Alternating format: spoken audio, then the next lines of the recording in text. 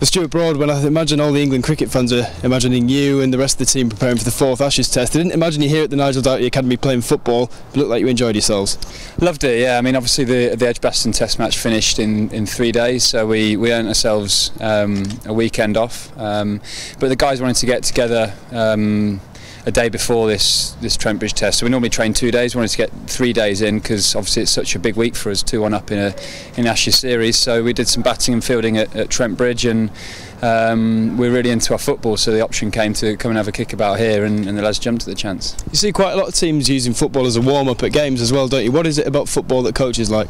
The coaches worry a bit with injuries, but I think it really ignites the competitive spirit in the morning. You can see from today how much the lads get into it. So rather than just going into warming the bodies up, it's a bit of a mind warm-up. You get that competitive edge going leading into the day's play, which it seems to be working at the minute. It's something that gives a lot of banter around the change room throughout the week. We have transfer windows and all that sort of thing, so it really does help lift the team spirit.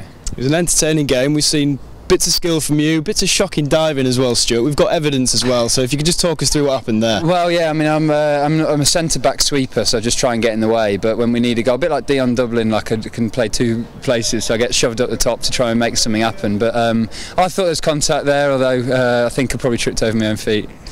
Great for you to be, I suppose, warming up here as well, at the training ground of the club that you love, Nottingham Forest, as well. Oh, it's great. I mean, to be fair, all the players drove in and we're really impressed with the facilities here. I mean, it's obviously a really big club, but it's got fantastic facilities here. So it's great to come down here. It's different for us. Obviously, we see a lot of hotels and cricket grounds. It's great to come to a different environment. Some kids watching us. Some of the boys even turned out. Henry and Dexter saw. So yeah, it's something different for the players to enjoy, and it'll give us a big boost going into this week. We all know you're a Forest fan. Obviously, this summer's been a busy one for you. But just how do you sum up what you've seen from the club so far this summer, and what you expect for the new season? Yeah, I mean, I've seen a few interviews and things about giving a few youngsters a go, which I don't think is a bad thing. We've obviously got a lot of good youngsters at the club, and built around some good experienced players. That can take you a long way. Obviously, young players do give you a lot of enthusiasm and a lot of energy on the field. So, yeah, I mean, we've got a quality squad, haven't we? Obviously, Britt's going to be a big loss until probably December, January, isn't he? He had a horrific knee injury, but he's a natural goal scorer. So it's that's a bit of a shame. But as a fan, I'm quite excited by the talk of giving some youngsters a go, along with keeping hold of some of our good players. I mean, I certainly don't want to see Henry leaving. So yeah, I mean, it's an exciting season. I mean, we obviously got off to a flyer last year, but if we can just be a bit more consistent, we'll be in a good spot. Speaking of big losses injury-wise, Jimmy Anderson obviously out of the next test, but perhaps a future career as a football referee, Stuart, based on that evidence. Yeah, he enjoys his football. Yeah, I mean, he's actually quite a dangerous striker when he's on the field as well. I think he's obviously gutted to be missing this Test match at Trent Bridge, in a ground he's got an amazing record at. But he was pretty gutted to be missing playing football here as well. But he got himself involved in the game. I think Mark Wood earned himself a red card as well, so he kept himself busy.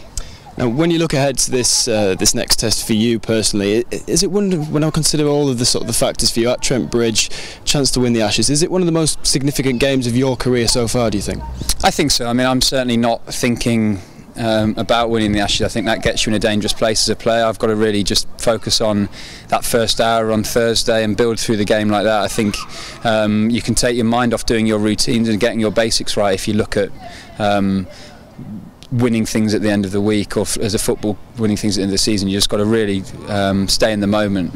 So that's what I'm focusing on this week, and it's easy to do when you're at home. I'm staying at home around with the family and stuff, so I love playing at Trent Bridge. I love bowling and batting here. I love the local support, so it's certainly building up to be one of the biggest games, but as I say, you just got to stick to your basics and do your job.